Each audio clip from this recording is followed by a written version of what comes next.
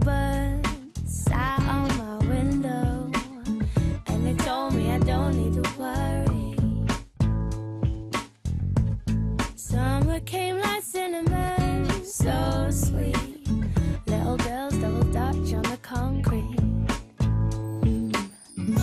Maybe sometimes we got it wrong, but it's alright. The more things seem to change, the more they stay the same. Dans cette maison, loin du tumulte, je me suis posé pour faire ce que j'aime le plus au monde, des rencontres. Pour découvrir des itinéraires inspirants, En sixième, on écrivait sur des petits bouts de papier quel métier on voudrait faire. Et moi, chaque fois, j'écrivais avocat. Toute la classe se met à rire. Et vu mon milieu, vu ma condition, on ne comprend pas trop. Je venais de perdre mon grand frère Ida, qui savait très très bien que c'était aussi l'un de mes rêves. C'était terrible, parce que c'était une injustice de plus. mais aussi pour mieux comprendre ces parcours de vie hors du commun, grâce à celles et ceux qui ont aidé mon invité à franchir les obstacles et grandir. C'est le bonhomme qui est intéressant. Il n'est pas comme tout le monde, il y a de la vigueur, il y a de la vie, il y a un parcours, il y a un univers, tout ça. Enfin, pour moi, c'est spectaculaire. Une occasion pour chacun d'entre nous de partager mille et une vies.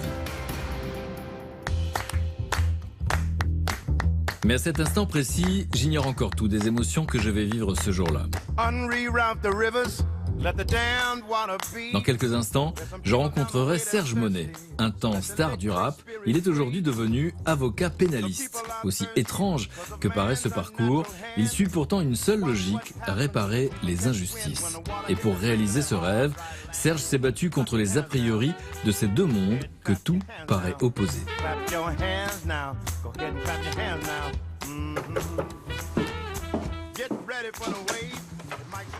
Bonjour Serge. Bonjour. Enchanté. Enchanté. Je suis ravi de vous rencontrer. Moi, c'est moi de même. Qu'est-ce que je vous sers? Un café, un thé, un jus de fruits? Je vais vous installer. Un thé? Un thé? Super. Merci beaucoup. Bon, votre histoire, c'est l'histoire d'un petit gamin dans un milieu modeste, plutôt timide, qui vit parfois des injustices, pour Oui. pas dire des humiliations, Ok. et qui va rêver d'être comme un héros de la télévision, un avocat, celui qui règle les injustices. Mais c'est vrai. C'est ce que vous êtes aujourd'hui, avocat dans les beaux quartiers. Pour Exact. dire déjà, c'est incroyable. Sauf que c'est pas tout, parce qu'entre-temps, vous êtes devenu une star du rap. 100 000 albums, il y a plein de gens qui sortent des albums qui aimeraient bien en vendre 100 000. Et donc ça, c'est aussi incroyable. Donc comment on passe de enfant qui rêve d'être avocat, alors qu'à l'époque, qu'est-ce qu'on vous dit quand vous dites je veux être avocat? On me dit, c'est pour les autres, quoi. C'est facile à dire, c'est facile à imaginer, mais de là à ce que ça te prenne réalité, non, certainement pas. Bah, je suis ravi de vous venir raconter cette histoire. C'est la première fois qu'on se rencontre C'est en la vrai. première fois. Avant de venir, je vous ai demandé si vous aviez des photos à m'envoyer, ce que vous avez fait. Je les ai disposées dans l'atelier. Donc je vous laisse parcourir la maison et on se retrouve dans le salon pour raconter votre histoire. Comme dit Steven Spielberg, un être ordinaire qui vit des choses extraordinaires. Ça vous va? Ça me va vraiment. Ça, c'est par là. À tout de suite. Falling hearts were love in the bed that I will make out of stone, out of clay, out of the hearts that I will.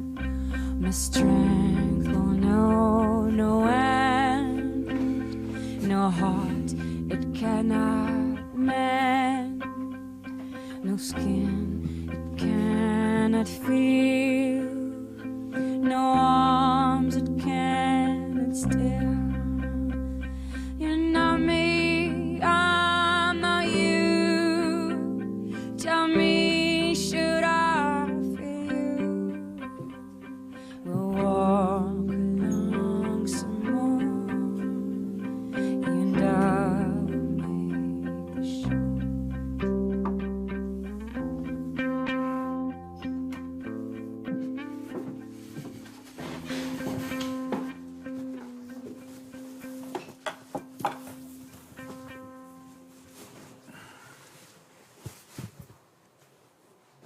J'ai l'impression de voir ma vie qui a défilé devant moi.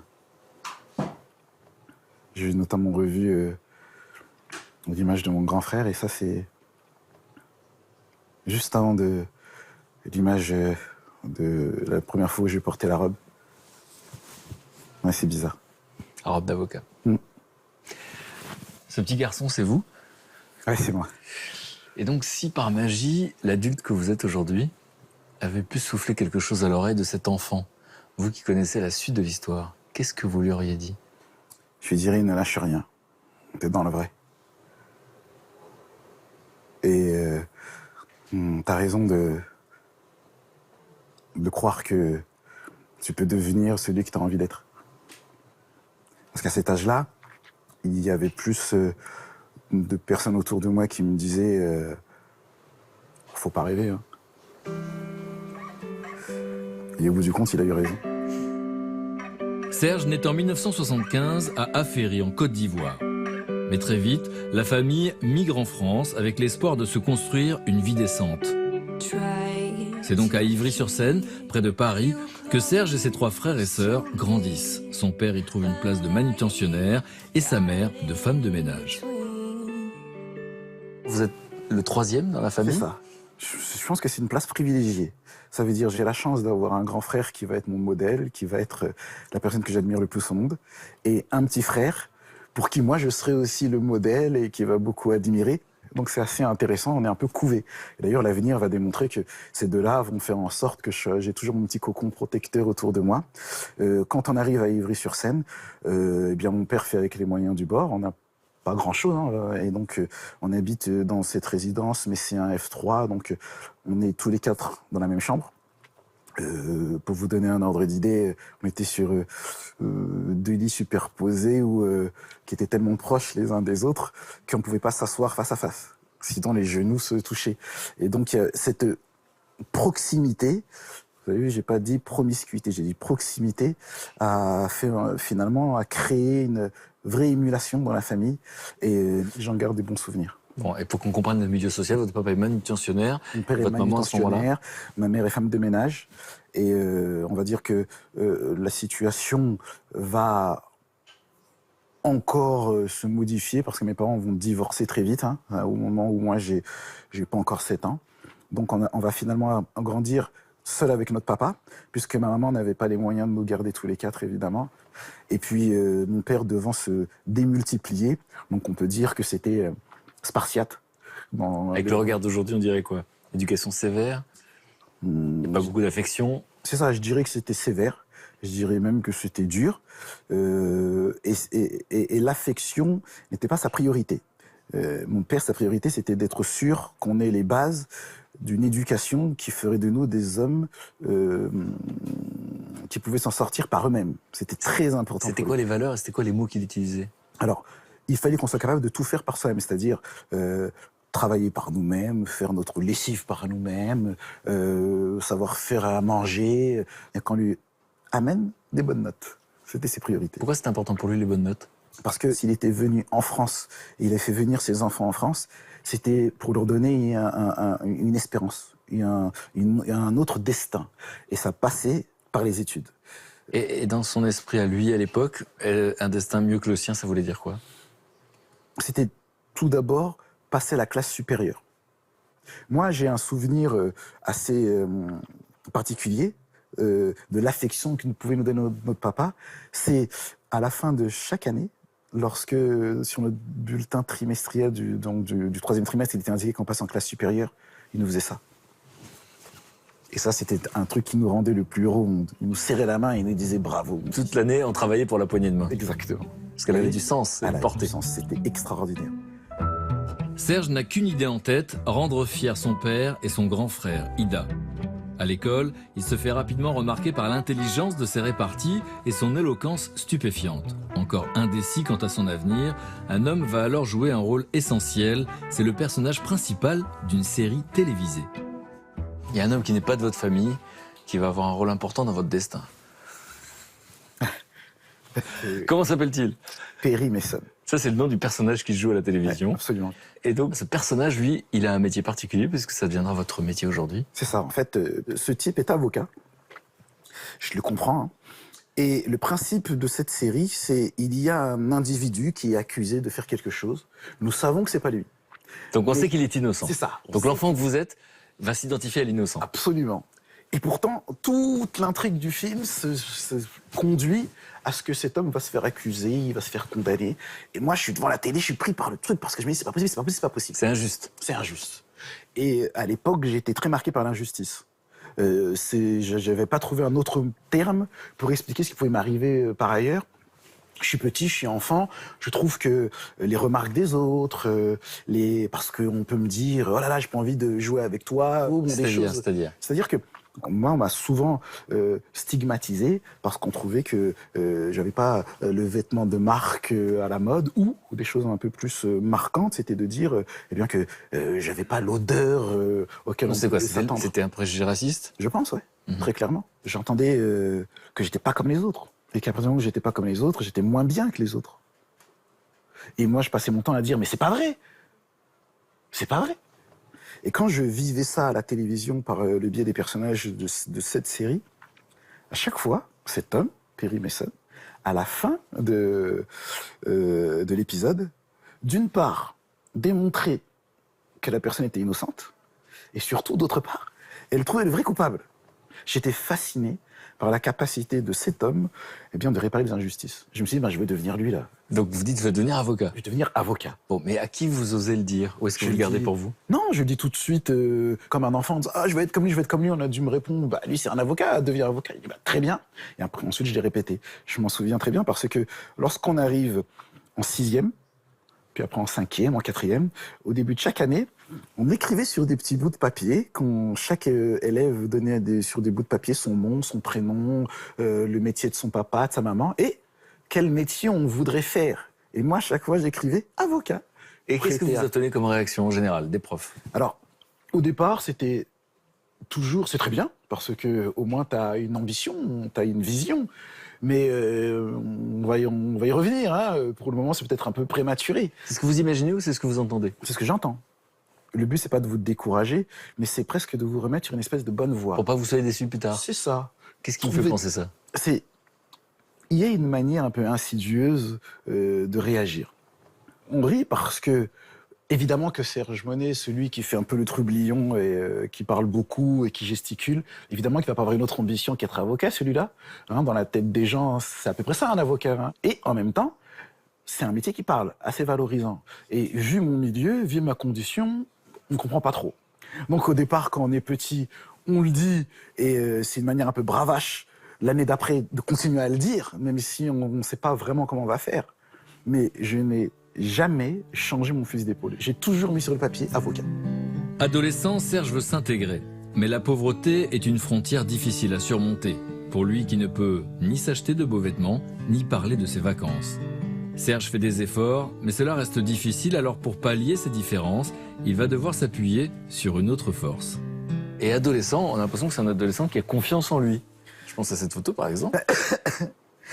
Alors, est-ce que c'est une coolitude de façade?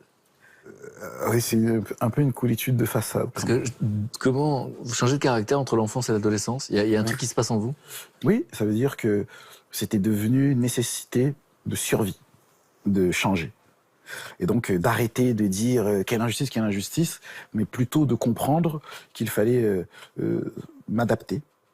Ça veut dire que faire la différence par ma différence. Moi, j'étais Quand différent. vous dites différence, vous pensez à quoi à ce moment-là? Le fait d'être immigré, d'être noir, d'avoir peut-être moins d'argent que les autres, mais j'avais peut-être quelque chose d'autre. Ça veut dire que j'étais capable de parler.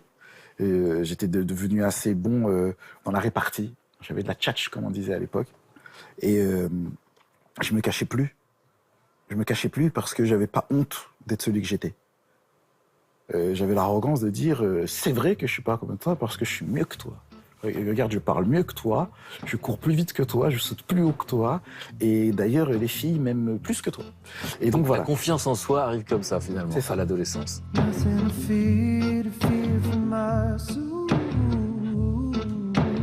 Voir comment vous avez fait pour devenir avocat, sauf qu'entre-temps, vous êtes devenu une star du rap. Ça, c'est quelque chose d'assez incroyable, parce que ça démarre quand même au début juste dans une chambre. C'est ça. À mon époque, Le rap fait partie d'une culture qui s'appelle le hip-hop. Donc, il y a la partie danser, il y avait la partie habillement, et puis il y a la partie parler. Je parlais bien déjà à l'époque et je parlais beaucoup. Et donc, écrire des textes, c'était quelque chose de naturel déjà chez moi. Et donc, avec mon meilleur ami de l'époque, on fait un groupe. Mais c'est un groupe comme d'autres allaient à la fin de l'école, ils allaient faire du hand ou de l'athlétisme. Nous, on se retrouvait pour écrire. Vous étiez combien? On était 3. D'accord. Donc, il y avait Aurélien et Christophe et moi. Et il y a de la musique ou c'est juste des textes? C'est des textes. Et le troisième, larron, Christophe, lui, avait des vinyles, donc des phases B. Et c'était sur ces phases B qu'on posait nos textes. Donc on était 2 rappeurs et un DJ. Comme ça. Alors comment on passe dans une chambre à 100 000 albums? Alors, au lycée, mon grand frère Ida part de la terminale. Donc moi, j'arrive en seconde et il me met sous l'aile d'un de ses amis qui s'appelle Charlie, qui lui-même avait un groupe. Et Charlie, à Wax, était issu du 13e arrondissement de Paris. Et dans le 13e arrondissement de Paris, il était en contact avec un producteur qui lui préparait un projet. Et donc, il avait besoin de groupe. Et ce groupe va devenir un groupe de groupes, Mafia Tressé. Et c'est comme ça que de la salle de bain, la chambre, on va passer à plus tard à 100 000 albums. Vous allez d'abord sur une compilation, et puis ça. finalement vous avez dit « Oh ben dis donc, je suis sur une compilation, faisons notre propre musique. » C'est ça. Ma bonne esprit, tous ont compris que la gloire est à ce prix. Les gens savent, contemplent le totem est parti, mais pris la là, c'est bien neutre, voilà l'or et du bois. Ils viennent avec le mic d'or sous le bras, d'ores et déjà, un brouillard se dissipe. Redémarre l'enseignement, les disciples repartent à l'entraînement et maintenant, la foi retrouvée, plus de loi transgressée. Le totem retourne à sa place au temple, match à dresser. Le premier Qu'est-ce que vous ressentez quand vous voyez ces images? J'ai un double sentiment. C'est hyper valorisant, c'est quand même une aventure exceptionnelle Mafia Tressé. Et en même temps, c'est aussi une déception, une désillusion. Donc ça, c'est le premier clip. C'est ce qui nous a vraiment fait sortir du lot, puisque pour la première fois, on nous a vus à l'écran. Mais c'était un peu aussi le début de la fin. C'est-à-dire? Il y a eu des dissensions dans le groupe à partir du moment où il y a eu du succès. Je crois que vous avez été estomaqué un jour de voir quelqu'un entrer dans un magasin et faire quoi? Lorsqu'on a sorti effectivement ce premier album, j'étais parti à l'époque dans une grande enseigne à Châtelet-Léal. Je m'étais camouflé et j'avais le visuel sur le rayon rap français. Et là, j'ai vu un type rentrer, traverser et aller directement prendre le CD. Je l'ai suivi. Je l'ai vu aller à la caisse, acheter son CD et partir tout content. Donc il n'a pas fait le tour, il est venu que pour Non, ça. il était venu que pour ça. J'ai trouvé ça extraordinaire. Et qu'est-ce qu'il dit ce moment à ce gamin à qui on disait ne rêve pas trop? Je crois bien que Mafia Tressé, ça m'aura au moins apporté la confirmation que j'étais capable de faire quelque chose que peu de gens ont pu faire. Et j'ai trouvé ça extraordinaire. Mais ça vous confortait dans l'idée qu'on pouvait rêver? Ouais, absolument. Est-ce que vous vous rappelez des réactions autour de vous, de votre famille, vos parents? Alors, mes frères et sœurs ont été très fiers, vraiment. Mais il n'y avait pas de quoi non plus s'enflammer outre mesure, sachant qu'on n'avait pas été éduqués pour s'enflammer. On n'a pas une éducation où on s'enflamme. Ah bon? Non, mon grand frère va pas venir me dire génial, t'es une star du rap. Non, il va plutôt me dire c'est très bien, je suis fier de toi. C'est bien. Faites bien l'air comme ça. Voilà. C'est ça. C'est la pudeur? Ouais, beaucoup de pudeur, beaucoup de retenue. On s'exprime plus lorsqu'on souffre, parce que ça se partage et ça, on essaye de. Mais lorsqu'il y a de la joie, lorsqu'il y a de la bonne humeur, ça va. Si t'es content, je suis content. Les concerts et les enregistrements lui prennent tout son temps car le succès est fulgurant. Serge arrête ses études de droit en 2e année. Mais le tourbillon médiatique s'essouffle peu à peu et le groupe retombe dans l'oubli. Serge a 30 ans, il est temps pour lui de penser à sa reconversion. J'avais toujours dit que je serais avocat. Je le répétais à qui mieux mieux, et puis je suis quand même un homme de défi, donc si je le dis, je vais le faire. Sauf que j'avais perdu la foi, j'avais perdu l'envie. J'avais 30 ans. Je ne me voyais pas reprendre, parce que je n'avais pas validé ma licence. Et Donc vous ne reprenez pas tout de suite et vous faites quoi du coup pour vivre? je donne des cours de rap Où ça? dans ma ville à Ivry, et un peu partout. Donc, j'étais sollicité pour apprendre aux jeunes à écrire. Donc moi, c'était très important pour moi qu'on écrive bien. Donc le rap, pour moi, c'est parler bien. Et pour parler bien, il faut écrire bien. Donc je donnais des cours d'écriture. Donc vous êtes dans la transmission. Exactement. Et donc, qu'est-ce qui fait que vous allez vous remettre au droit à un moment donné? Parce que je me pose beaucoup de questions. Je suis pas bien dans ma vie, en réalité. J'avais juste besoin qu'on me pousse. Et Monique, donc ma meilleure amie, a dit, comme un défi, il m'a dit, mais pourquoi tu reprends pas tes études? Je venais de perdre mon grand frère Ida, qui savait très très bien que c'était aussi un de mes rêves. Et comme je vous ai dit dans l'éducation qu'on avait, on partageait pas les bons moments. On se voyait que dans les moments difficiles. Donc il y a tout un pan de ma relation avec Ida que j'ai loupé. Et je m'en suis beaucoup voulu à sa mort. Une mort accidentelle. Ouais. Parce qu'il était moniteur, c'est ça? Moniteur, il a 30 ans. Il part en colonie avec des jeunes. Et on le retrouve noyé dans une mare d'eau. Encore aujourd'hui, je me l'explique pas. Et donc... C'est votre frère, votre idole, vous disiez. Ouais. J'ai jamais eu le temps... Mon frère, mon idole dont je vous parle aussi bien aujourd'hui, je lui ai jamais dit je t'aime, par exemple. Jamais. J'ai jamais pu lui dire qui était mon idole. C'était même pas imaginable. La pudeur, toujours. Ouais.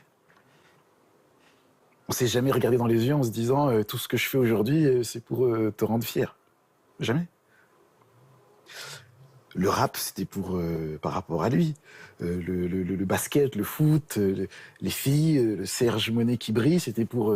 Pourquoi? Pour l'épater, pour être à la hauteur Ouais, à la hauteur de ce personnage qui était toujours 3 ans devant moi et qui était déjà une star. Ida, c'était lui la première star de la famille. J'étais le petit Ida, moi, j'étais pas Serge. Et quand il est décédé en 2012, ça m'a fait un... C'était terrible. Parce que c'était une injustice de plus. Une injustice de plus. C'était l'homme le plus gentil, le plus intelligent, le plus... Et il n'avait pas le droit de mourir comme ça. Mes parents étaient dévastés. Donc j'ai dû tout faire tout seul. J'ai porté ça comme une mission, sans verser une larme. Parce que c'était aussi ça, mon éducation. Mais au fond de moi, je savais qu'il fallait que je fasse quelque chose pour Ida. Alors quand Monique m'a dit « Mais t'as qu'à reprendre tes études de droit », j'y suis allé. Plus pour qu'elle l'arrête. Plus pour qu'on arrête de me rappeler sans cesse que j'allais devenir avocat. Qu'on arrête de vous rappeler que vous étiez résigné et que vous étiez en train d'oublier votre rêve. Ouais. Comme si on était en train de me dire t'as beaucoup parlé pour rien, toi. Qu'est-ce que tu fais maintenant? C'est pas de ma faute, j'ai 30 ans, c'est pas des explications, ça. Ah bon? Je vais te le prouver.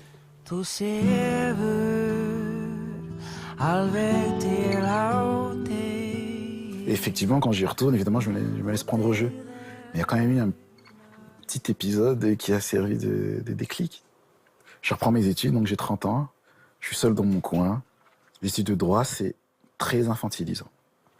Eh bien, il y a des travaux dirigés avec des chargés de TD qui font l'appel, qui vous tensent quand vous arrivez en retard, qui vous obligent à participer. Donc les autres étudiants ont la vingtaine, vous Voilà. avez la trentaine, vous êtes adulte, vous avez été star. Et on me gronde parce que j'arrive un peu en retard.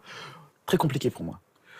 Et on ne peut pas passer outre les TD, Les travaux dirigés. les travaux dirigés.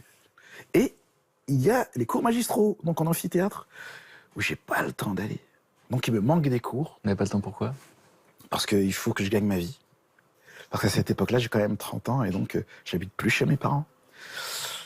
Et le rap, ça s'est terminé en queue de poisson. Donc j'ai pas de trésor de guerre pour pouvoir en vivre.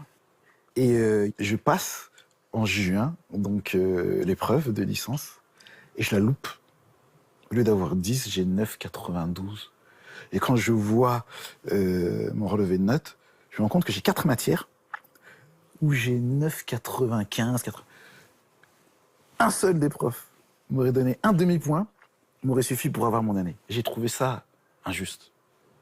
À 30 ans, le type, il reprend, il se bat, et il n'y en a pas l'un des quatre qui aurait pu me donner un demi-point pour que j'ai mon année. Il n'y en a pas un des cas qui vous encourage, au fond. C'est Non, ça que vous êtes en train c'est ça. Je me dis, vraiment, c'est un signe. Pire, je me dis, on me donne un signal. On me dit, c'est pas pour toi. Parce que le demi-point, on te le donne pas à toi. Et je m'en plains auprès de Monique. Je lui dis, voilà, tu vois, j'y retourne, j'ai tout fait, regarde, je te montre, regarde ce qu'on me fait. Je suis pas sûr parce que vous allez me la présenter tout à l'heure, Monique. Et elle vous répond quoi à ce moment-là? Elle me dit, mais t'es sérieux? C'est ça ton analyse? Tu vas t'arrêter à cause de ça? Après tout le chemin, là, t'en arrives aujourd'hui à penser que ça va t'arrêter? En droit, il y a beaucoup de gens qui viennent de votre milieu? Je crois pas, non. Je crois. Est-ce qu'il y a beaucoup de noirs, d'ailleurs? Dans mon jeu, non, il n'y a pas beaucoup de noirs. Je crois même que j'étais le seul de ma classe. Serge ne lâche rien. Poussé par le souvenir de son frère et les encouragements de Monique, il repasse le concours et cette fois-ci le réussit. 4 ans plus tard, son rêve se réalise, il prête serment et revêt enfin sa robe d'avocat. Donc là, on est à quel moment? On est chez Monique et c'est la première fois que je porte la robe. C'est ça. Vous êtes Perry Mason à ce moment-là. Ouais, ça, Le c'est gamin qui rêvait d'être avocat. ça, c'est l'aboutissement d'un rêve. Ça, j'en avais rêvé en fait.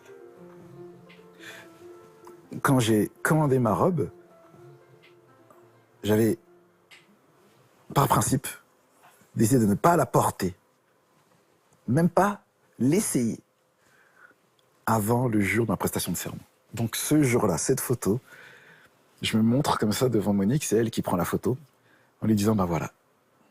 Et ça, c'est un moment... Je me dis que Ida, il me regarde parce que ça, c'est... Votre grand frère. Ça, c'est un vrai aboutissement. Parce que le rap, j'ai pas l'impression d'être allé au bout du truc. Ça s'est fini en queue de poisson. Ma relation avec mon grand frère, donc avec ma famille, je suis pas allé au bout du truc. C'est la première fois où je vais au bout, quoi. C'est quoi la sensation? C'est de la fierté? Je vais peut-être utiliser un mot qui va vous surprendre, mais c'est un soulagement. Je me dis que je suis vraiment capable, en fait. Vous avez eu raison d'y croire. Contrairement à ce que tout le monde vous disait depuis l'enfance. Et contrairement aux notes et aux 0,5 points qu'on vous donne pas pour vous encourager. C'est un vrai soulagement. Et là, vos parents ont une réaction? Vos parents pudiques ont-ils une réaction à ce moment-là? Là, pour la première fois, c'est moi qui les préviens. C'est-à-dire que je prends le téléphone pour leur dire « je suis devenu avocat ». Je leur ai pas dit « j'ai repris mes études », je leur ai pas dit « je vais le devenir », j'ai attendu le moment où je l'étais. Donc ce que j'ai dit à mes parents, c'est « tel jour, vous devrez venir à tel endroit parce que je vais prêter serment, je suis avocat ». Et là, j'ai vu mon père et ma mère pleurer de joie. La dernière fois que j'avais vu mes parents pleurer, c'était au décès de Ida. Là, je les ai vus pleurer de joie. Et mes parents, qui ont divorcé depuis que j'étais tout petit, dans des conditions qu'on peut s'imaginer, je les avais jamais revus ensemble. La première fois où je les revois, ensemble. Vous savez ce qu'a fait mon père? Comme à la fin du bulletin, comme à la fin de l'année. Une poignée de main. Mes parents, ils m'ont dit quelque chose à ce moment-là. Ma mère, elle me le répète assez souvent. Ils m'ont remercié parce que je les ai mis en position de pouvoir dire qu'ils ont eu un fils avocat. Votre maman qui fait les ménages? Qui fait encore les ménages aujourd'hui. Elle travaille dans la restauration. Mon père qui est retraité. Et donc, elle, c'est un moment de fierté quand elle dit « mon fils est avocat ». Exactement. Vous leur avez offert ça? Ouais. Et c'est des choses, quand on est enfant, hein, j'ai 41 ans aujourd'hui, je vous en parle, j'ai un peu ça donne des frissons parce que quel honneur, quelle fierté pour un fils. De rendre ses parents fiers. Ouais. Ça, c'est un moment magique, ça. Vous empêchez d'être ému. C'est pas quelque chose de... C'est pas naturel chez moi. Mais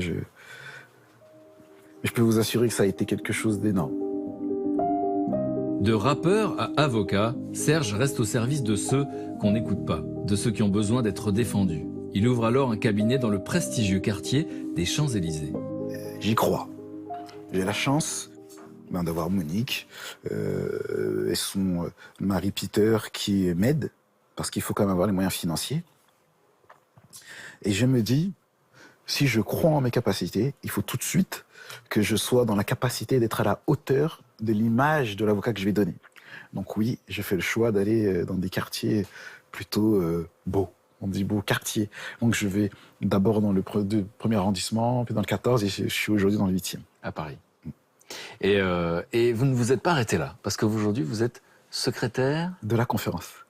Les secrétaires de la conférence, ce sont 12 avocats élus chaque année et qui sont les lauréats d'un concours, le concours de la conférence.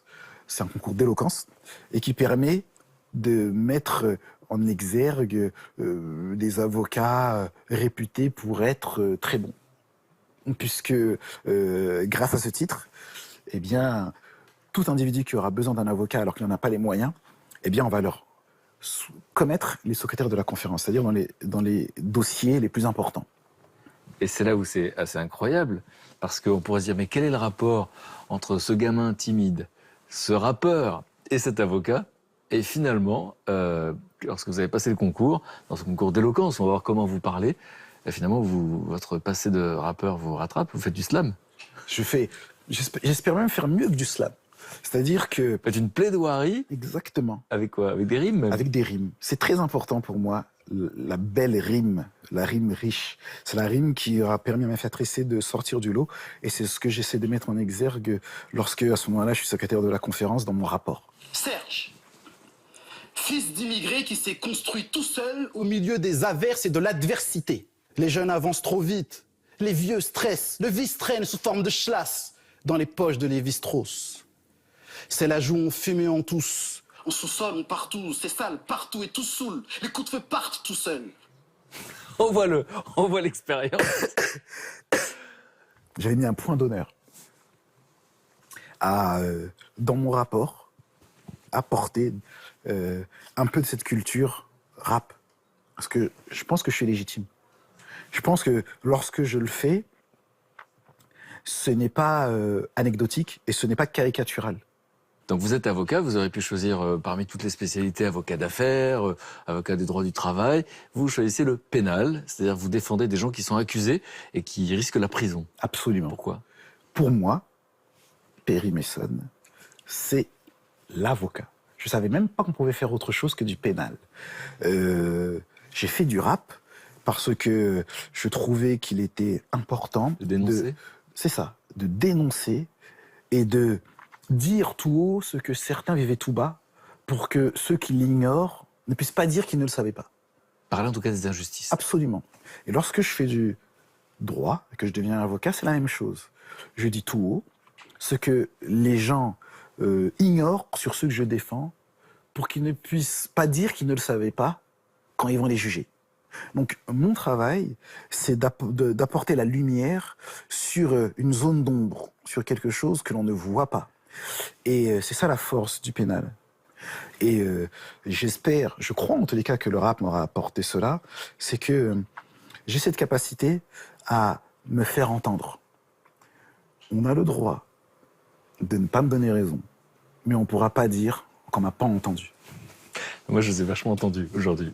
Et je vais recevoir dans un instant, on va recevoir ensemble, hein, votre meilleure amie, celle qui vous a poussé, quasiment harcelé pour que vous alliez faire du droit, Monique, et puis quelqu'un qui a cru en vous avant les autres. On va en parler dans un instant. Qu'est-ce que vous aimeriez que je retienne de votre histoire? J'ai toujours été quelqu'un qui a réagi par l'inspiration. J'ai été inspiré par Perry Mason, inspiré par mon grand frère. Je souhaiterais pouvoir être une inspiration. Je ne crois pas trop en l'exemplarité, mais j'aimerais que certaines personnes puissent se dire « Ah, j'aime bien ce qu'il a fait, lui. » Quel type de personne? Les gens à qui on dit « T'as tort de rêver. » Les gens à qui on dit « C'est pas fait pour toi. » Non, il faut y croire. Tout le monde peut tout faire. Il faut juste y croire. Merci. C'est moi. Merci pour la confiance. Je vais le chercher. À tout de suite. Si tous mes invités, comme Serge aujourd'hui, dépassent les obstacles, c'est aussi grâce à des rencontres. Mais un mystère demeure, comment a-t-il fait? C'est pour tenter de répondre à cette question que j'ai voulu écouter ses plus proches, afin de comprendre comment chacun d'entre nous peut tirer des enseignements de l'expérience si particulière de mon invité. La condition sociale ne fait pas tout. L'être humain a des capacités importantes quand on croit en soi. Beaucoup de jeunes de banlieue qui essaient de sortir de là, ils retournent s'y réfugier au premier échec. Il faut arrêter de craindre la difficulté, il faut avoir seulement beaucoup de courage. En réalité, il n'y a pas de mystère. Merci à vous d'être là. Alors moi je viens d'écouter une très très belle histoire. L'histoire d'un gamin qui réalise ses rêves malgré les obstacles et malgré tous ceux qui lui ont dit « Ne commence pas à rêver, tu vas être déçu ». Voilà, tous ceux qui l'ont empêché de rêver. Et je sais que vous faites partie de ceux qui ont cru en lui avant les autres. Et vous êtes celle, parce qu'il parle de vous comme ça, qu'il avait quasiment harcelé pour lui dire de ne pas se résigner et de réaliser vraiment son rêve. Presque. Monique, qui est donc plus qu'une amie, on se connaît maintenant depuis plus de 15 ans. Elle a été là depuis le début, elle a fait partie de ceux qui m'ont tout d'abord poussé pour reprendre mes études, et ensuite qui a été là pendant chaque jour où j'ai repris mes études. Donc elle a pris une part énorme dans celui que je suis devenu. Et pour vous dire, lorsque je me suis installé, je me suis même installé avec elle, puisqu'avec son conjoint, puisque depuis ils se sont mariés, eh bien ils ont participé à mon installation. Et Joseph Cohen-Saban, ténor du barreau qu'on ne présente plus, mais qui a été pour moi plus qu'un maître, véritablement un maître à penser. Et j'ai beaucoup parlé de mon papa, de ma famille, et qui a été comme un second père pour moi, puisqu'il a fait plus que croire en moi, il m'a mis le pied à l'étrier. Donc c'est lui qui a fait que j'allais devenir cet avocat, et celui qui a fait que je reste véritablement celui que j'étais en train de devenir. Alors, Monique, vous vous êtes connue à quel moment, et à quel moment est-ce que vous avez été au courant que ce garçon rêvait d'être avocat comme Perry Mason, le gars de la série télé? On s'est rencontrés au lycée, donc on avait... Donc c'était il y a plus de 15 ans, il dit 15 ans. Oui, en fait, 17 ans. On avait 17 ans. Donc ça fait longtemps, mais il a l'air si jeune. Au lycée, on se rencontre, on a des amis en commun. Et en fait, de fil en aiguille, vraiment, on se lie d'amitié. Et puis on se retrouve, on a un petit temps de séparation. Et puis on se retrouve quand Serge démarre dans sa carrière musicale. Parce que je travaille aussi dans un magazine musical, donc du coup on se retrouve là. Et puis. Alors avant qu'on parle de ça effectivement, du rôle que vous avez eu à ce moment-là, et surtout comment vous l'avez harcelé pour qu'il reprenne ses études, il vous remercie aujourd'hui. Dans l'adolescence, est-ce que vous avez le même genre d'adolescence? Est-ce que vous aviez la sensation, les uns et les autres à cette époque, qu'il y avait des injustices finalement? Bah oui, il y avait des injustices, en effet. C'est-à-dire? De par sa couleur. Déjà. Donc, quand on sortait, c'était toujours un peu compliqué. On n'était jamais sûr de pouvoir rentrer en boîte, par exemple, parce que c'était pas toujours évident. C'est une maltraitance ordinaire, donc on finit par s'habituer. Mais vous avez vécu cette scène où on vous dit non, sans vous dire. Oui, on a vécu les moments où on sortait en se disant on n'est pas sûr qu'on va passer une soirée sympa ensemble.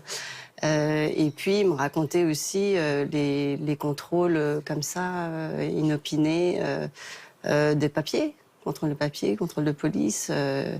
Donc ça, c'est un quotidien qu'il vit. Ça, vous n'en avez pas parlé. C'est-à-dire le fait d'être contrôlé sans raison.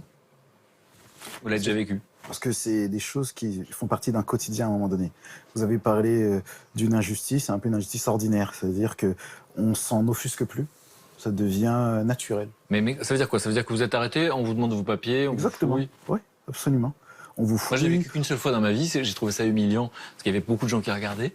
En fait, vous l'avez vécu plus d'une fois? C'est ça. Ça veut dire qu'on trouve ça humiliant parce qu'on le vit peu et que les gens nous regardent.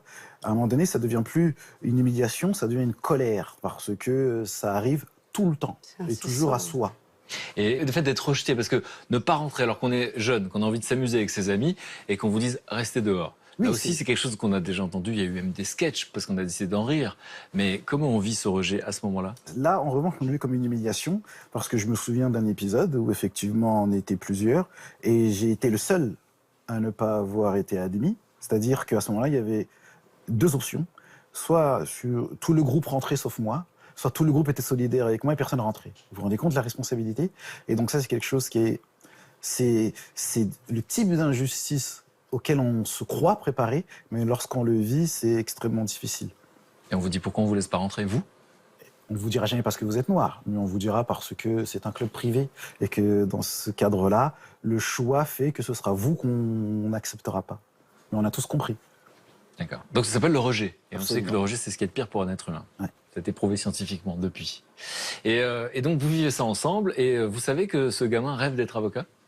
Je sais que ce gamin a envie d'être avocat, oui. En plus, c'est dans sa personnalité. Serge, il est d'abord assez leader, il prend la parole assez facilement, il est assez charismatique déjà au lycée.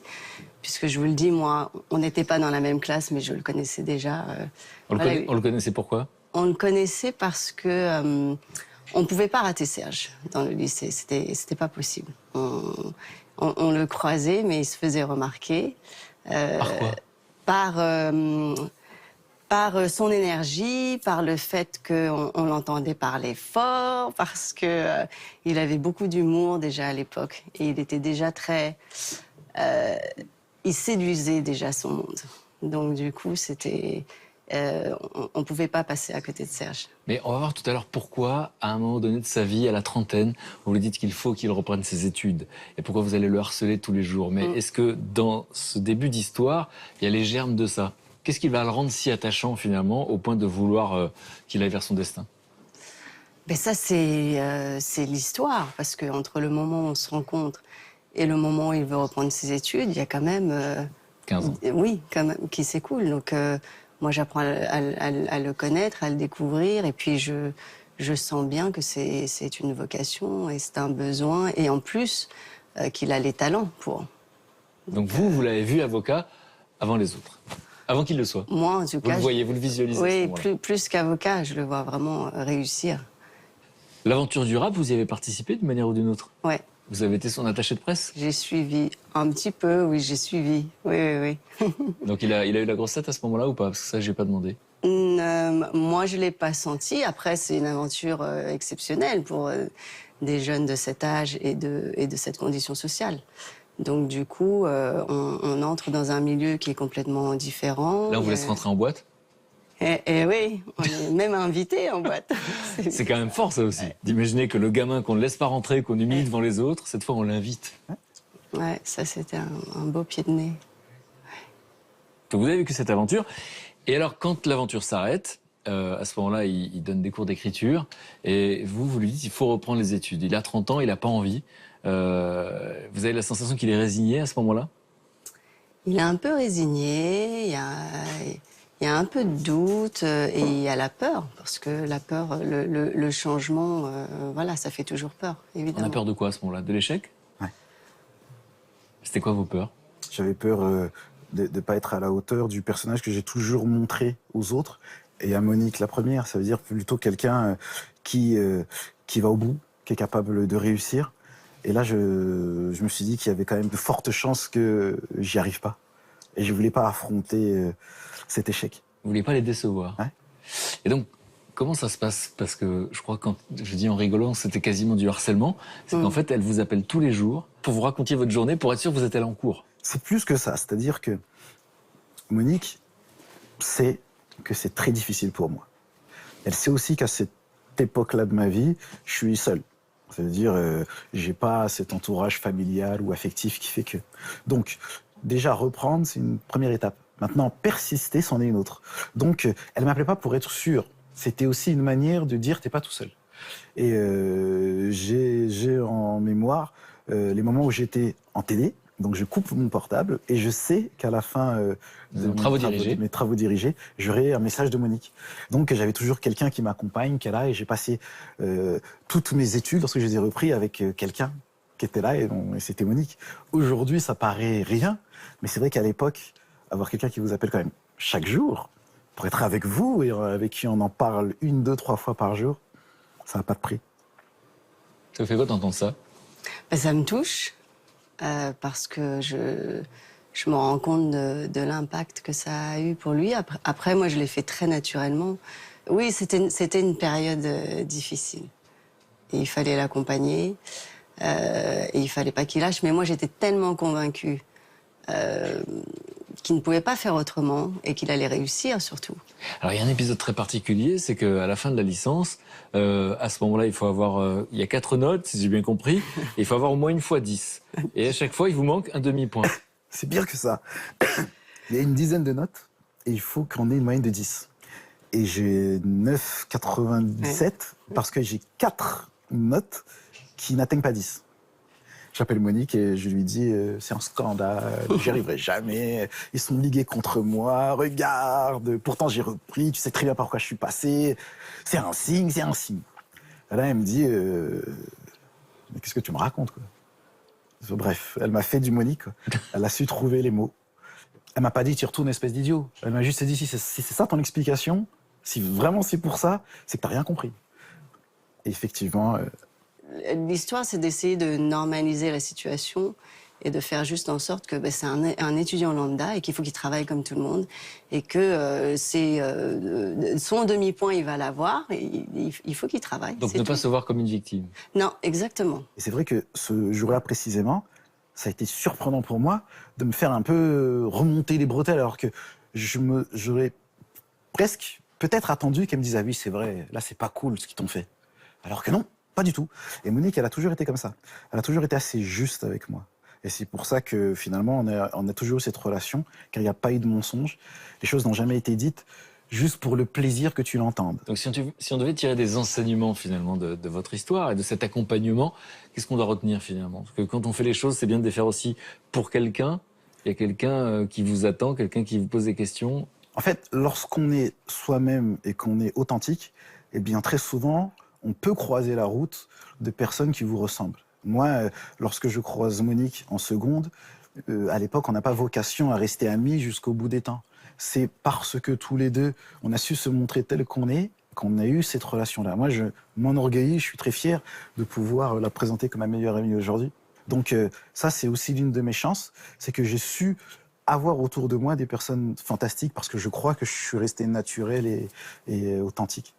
Alors, votre relation avec Joseph, on va essayer de la comprendre. Est-ce que vous vous rappelez, Joseph, de la première fois que cet homme rentre dans votre vie? Ah, moi, très bien. C'est au tribunal de Créteil. Donc là, vous êtes avocat, vous êtes en plaidoirie. Je sors d'une audience, je suis l'avocat dans un dossier assez complexe d'ailleurs, et à la sortie de la salle d'audience, plusieurs personnes, je suis en train de parler avec plusieurs personnes, et je vois Serge qui arrive, qui se mêle un peu au groupe. Je ne sais pas à ce moment-là qui il est, ni s'il les connaît, s'il ne les connaît pas. C'est un groupe de 4-5 personnes. Puis Serge se met à me donner son avis, non pas sur ce que j'ai fait, parce que là j'aurais été très désagréable, mais sur ce qu'il a entendu au fil de cette audience à laquelle manifestement il avait assisté. Je ne suis pas né de la dernière pluie, je sais à partir de là qu'il est juriste, qu'il est étudiant en droit, à minima étudiant en droit, peut-être plus, je ne sais rien. Mais je me dis, mais qu'est-ce que c'est ce type qui vient me donner des leçons et me dire non pas ce que je devais faire, mais ce qu'il convenait de faire. Alors j'ai fait l'aimable parce que je n'étais pas de mauvaise humeur ce jour-là, et j'ai passé mon chemin en me disant, il est quand même gonflé, mais bon, voilà, il est gonflé. Et exit Serge, dont j'ignorais le nom, dont j'ignorais tout à cet instant-là. Et je veux savoir si vous vous rappelez de ce moment. Il me vient d'un que je m'en souviens. Et qu'est-ce que vous avez derrière la tête? Je lui ai dit exactement ce que je pensais. C'est-à-dire que j'étais parti au tribunal de Créteil parce que j'étais intéressé par cette affaire. Là, vous étiez toujours étudiant. Oui. Et voici un ténor qui plaide. Et toute personne intéressée par le droit pénal et qui se voit avocat a toujours l'oreille attentive lorsque quelqu'un de cette stature plaide. Et je me suis permis, puisqu'il parlait avec des personnes, de lui dire jusqu'à quel point j'avais trouvé sa plaidoirie très bonne. Mais pour montrer que j'étais quand même d'un autre niveau, j'allais pas juste cirer les pompes, et j'ai voulu faire une espèce d'analyse. Voilà. J'ai voulu faire une analyse pour me faire remarquer. Je me suis fait remarquer. La preuve, je m'en souviens. Et quelques années plus tard, du coup, je ne sais pas combien de temps après, un de ses frères que je connaissais par la salle de sport à laquelle j'allais soulever un peu de fonte à l'époque, me demande un service, mais il me le demande d'une manière assez particulière. Il me demande de dire oui d'abord. J'ai un service, il faut dire oui. Il faut me dire oui. Et tu peux pas me dire non. Et donc je lui dis oui, et il m'explique que son frère, que je ne connaissais donc pas à ce moment-là, est étudiant, il est à l'école des avocats à Paris, et qu'il a fait une bêtise. Il a dit une grosse bêtise, à savoir que tous ses condisciples cherchaient des stages. Or, la chasse aux stages est terrible pour les jeunes avocats, et que lui, entre guillemets, Serge connaissait le meilleur cabinet formateur de Paris, le mien, et les autres étudiants pensaient d'eux-mêmes. C'est vrai que à mon cabinet, en général, tous ceux qui ont eu un stage, soit réussissent par eux-mêmes, soit entrent dans ce qu'on appelle chez nous les grosses écuries de cabinets pénalistes. Et Serge, parce que c'est Serge, avait dit « moi, j'irai chez Cohen-Sabran ». Mais du coup, il ne pouvait plus perdre la face. Il ne pouvait plus perdre la face. Et les autres étudiants l'avait pris peut-être un peu de haut parce qu'il était plus âgé qu'eux. Pour le cas où ça vous aurait échappé, il était un peu plus foncé qu'eux aussi. Et à partir de là, je pense qu'il s'était dit « ouais, c'est ça, vas-y, raconte ». Ça, c'est ce qu'il s'était dit lui. Et pourquoi vous vous dites oui, du coup? Ah, j'ai pas dit oui, j'ai dit oui que je voulais bien le voir. D'accord. Je voulais bien le rencontrer. Et alors, ça, vous le oui. rencontrez. Je le rencontre, il vient me voir à mon cabinet, et là, il se passe un premier problème. Se présente un premier problème, c'est que celui qui était mon associé à l'époque était au collège avec eux et m'avait abordé un jour à Créteil dans strictement les mêmes conditions que l'avait fait Serge quelques années plus tôt. Je l'avais pris en stage, je l'avais eu comme collaborateur, il était devenu mon associé. Donc, et quand il voit arriver Serge, ça lui plaît pas. Ça lui plaît pas. Quel est le contentieux entre eux? Je le saurai après, j'ai pas envie d'en parler, mais qu'importe, mais il y avait un cadavre dans leur placard, je sais pas lequel. C'est une manière de parler. Hein, ah, bien sûr. Oui, c'est vrai qu'on est dans un univers où le crime est fleuri assez. Parce que dans la bouche d'un avocat, il y avait un cadavre dans le placard, je dis, ah bon, on n'en avait pas parlé. Un contentieux. D'accord. Ils ont ça comme ça. Et mon associé me dit, tu vas quand même pas prendre ce mec-là. C'est juste ce qu'il faut pas me dire. C'est juste ce qu'il faut pas me dire. Je dis, ok. Et ce jour-là, Serge un peu tendu, le rendez-vous tout nul, sans intérêt. Et je lui dis, bon, passe me voir à tel endroit, faut qu'on parle. Et je sais pas combien de temps plus tard, quelques jours plus tard, il arrive à la maison, et là, il tombe dans un zoo. Si tu te souviens, Je me souviens. il y avait Marc, avec son ex-femme, le nouveau mari de l'ex-femme de Marc. Marc, c'était la nounou de mon fils, un repris de justice d'il y a 30 ans que je connaissais, qui était la nounou de mon petit gars. Il était là. Vous connaissez votre effet quand même quand vous dites ça. Hein. Comment? La nounou de mon fils est un repris de justice. Oui. Il est avocat, je le rappelle. Non mais c'est vrai. Le problème est très simple. Il ne pouvait pas me payer. Et il m'a dit, je te dois 15 ans de ma vie. Je dis, mais ça me va. Serge, c'est différent. Je lui ai dit, écoute, faut qu'on se parle. Donc on laisse tous les autres dans le salon. Je me mets dans la cuisine avec lui. Et là, il tombe sur le truc auquel il ne s'attend pas. Une bouteille que je pose entre nous deux. Et je me suis dit, je vais voir ce qu'il a dans le vide. Et on commence à parler. Un verre. Et je le vois qu'il est concentré, Je lui parle boulot, hein, attention, on ne parle pas de la pluie et du beau temps. Et il est concentré. Et finalement, la bouteille est quasi finie, il restait ça. Tu étais beau dans ton manteau, avec ton parapluie, ton attaché-caisse. Et du 7e étage où je demeure, je le vois partir. Il occupait tout le trottoir. Mais là, jusqu'à là-haut, tant qu'il était là-haut, il était très digne. Arrivé en bas, il était rond comme une queue de pelle. Donc vous découvrez qu'évidemment, il a dissimulé le fait qu'il ne tenait pas si bien d'alcool. Il a de la tenue. Il a de la tenue, puis il est sympa. Je ne sais pas à ce moment-là s'il est un bon juriste, mais somme toute, c'est secondaire, parce que c'est le bonhomme qui est intéressant. Et à partir de là, il y a deux possibilités. Ou je le prends en stage pour lui faire des actes, des écrits, des mémoires, que sais-je encore, ou je me dis, on va passer 6 mois rigolos ensemble. Et on a bien rigolé. Et d'ailleurs, ça n'a pas été 6 mois, c'était 1 an. Ça a été Finalement, on a joué les prolongations. Parce que ça veut dire quoi, rigoler, du coup? On ne s'est pas quitté d'une semelle pendant 6 mois. Toutes les audiences, c'est-à-dire que, comme il a été avant accompagné de quelqu'un, moi, j'avais en permanence quelqu'un auquel je racontais, non pas ce que j'avais fait puisqu'il y assistait, mais ce que je me proposais de faire. Donc c'était ping-pong, on a Voilà, exactement. Et lui me disait, tu m'appelais boss déjà? Ouais. Il m'appelait boss, tu déconnes, faut pas dire ça, faut pas faire comme ça, tu te rends compte, tu paries? Allez, je parie. Et bon, et on s'est marré comme des bossus, quoi. Et on a bossé quand même, on a fait des belles affaires, des belles audiences. Baisse d'audience et un joli disque aussi en même temps. On va écouter un petit extrait parce qu'il vous a fait faire du rap quand même. Mais ça, c'était après. Ah, c'est après cette année-là? C'était après cette année-là, c'était sa manière de me dire merci. Voilà mon mentor, moteur. Ça y est, je rappe, c'est mon heure. Oui, autour, ça m'entend de m'associer. Le ciel seul Je mets sait, un bon son. mais il le sent, c'est essentiel. Ici, le pire insiste. Un prêtre raciste. Un père inceste, après la pluie, le mauvais temps persiste. Je l'ai appris à mes frères, jamais je m'en méfierai. Ce qui m'effraie, C'est qu'à la fin, je m'y ferai. on prend de l'air, Et de l'art. on garde le moral. Au cadre, rentrer cadré, remonter de larmes. Comment m'appeler? Joe, je veux pas les plaies. Juste rappeler, mon CV, c'est mes plaies. C'est vrai. Cette vie est laide, tous besoin d'aide. Peut-être, non, moi je le sens pas quand tu plaides. C'est cool de mettre des rimes. Écoute bien, pour renaître, mon coup de main sera un coup de maître. Waouh. Ça date d'il y a Pour ça, combien de qu'est-ce que temps vous ressentez? déjà? Ah, je suis plein de frissons. Ah, c'est sympa. Ouais, c'était sympa. On avait fait un truc vraiment, vraiment sympa. Vous attendiez pas un jour dans votre vie à faire un rap? Mais si vous saviez ce que ça fait rigoler tout le monde. Et ils ont écouté ça, ils rigolent moins après. Bon. Et est-ce que vous pouvez me dire à quel point, parce que je ne me rends pas compte, il a un profil différent de ceux qu'on voit sur les bancs des facs de droit ou de ceux qu'on voit au Conseil de l'Ordre? Je ne me rends pas compte, c'est sincère. Je crois que d'abord, pour voir la différence de profil de Serge, il faut soi-même avoir un profil spécifique. Je crois que quelqu'un qui a un profil typique peut craindre un personnage comme lui. C'est-à-dire? Ben, il n'est pas comme tout le monde, il y a de la vigueur, il y a de la vie, il y a un parcours, il y a un univers, tout ça. Enfin, c'est pas simple. Or, la crainte qu'a toujours un maître de stage, c'est quelque part d'être débordé par son stagiaire. Et Serge peut déborder qui il veut, quand il veut.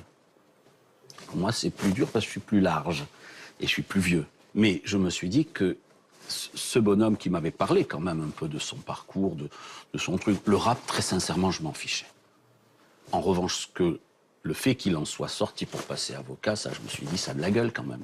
Donc voilà, c'est ça qui vous a touché. Ah oui, complètement. Mais la question du profil, au fond.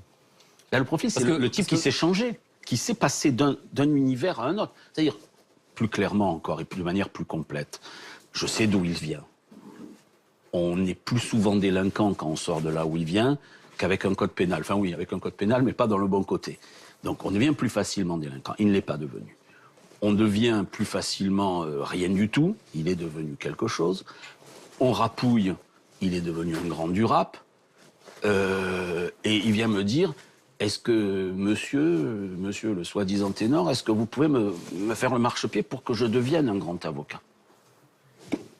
Ah oui, banco. On n'avait pas droit, ni lui ni moi, à l'échec. Mais ça lui a mis une pression terrible parce qu'il n'était pas question qu'il me déçoive. Et des gamins qui viennent de son milieu social, qui deviennent avocats, ils sont rares, donc vous le confirmez. C'est quoi l'explication? C'est rarissime. Moi, ce que je vois dans des gars de banlieue d'aujourd'hui, mais de banlieue d'il y a 40 ans, c'est le même phénomène de rareté. Pourquoi? Parce que quand on est jeune, on essaie de ressembler au pire. C'est pas de ressembler au meilleur, c'est pas populaire le meilleur. Donc, ressembler au pire, c'est une tentation constante.